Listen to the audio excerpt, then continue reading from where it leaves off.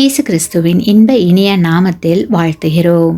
இன்றைய வேத வசனம்: கர்த்தருடைய வார்த்தையினால் வானங்களும் அவருடைய வாயின் சுவாசத்தினால் அவைகளின் சர்வ சேனையும் உண்டாக்கப்பட்டது. சங்கீதம் 33:6.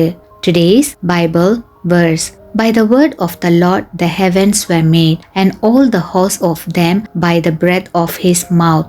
Psalms 33:6.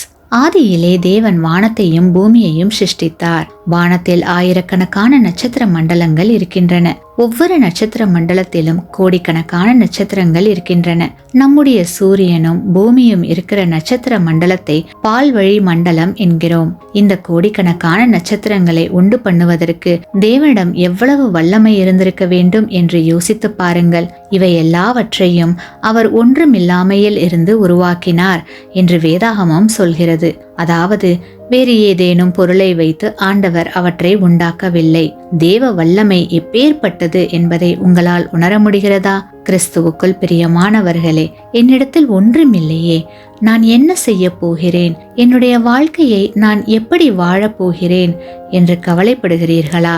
இரவிலே உங்கள் வீட்டை விட்டு வெளியே வாருங்கள். வானத்தை அண்ணாந்து பாருங்கள். அங்கே தெரிகிற நட்சத்திரங்கள் அனைத்தையும் தேவன் ஒன்றுமில்லாமையில் இருந்து உண்டாக்கினார். இப்படிப்பட்ட தேவன் உங்களுடைய தேவனாக இருக்கும் போது நீங்கள் ஏன் கலங்க வேண்டும்?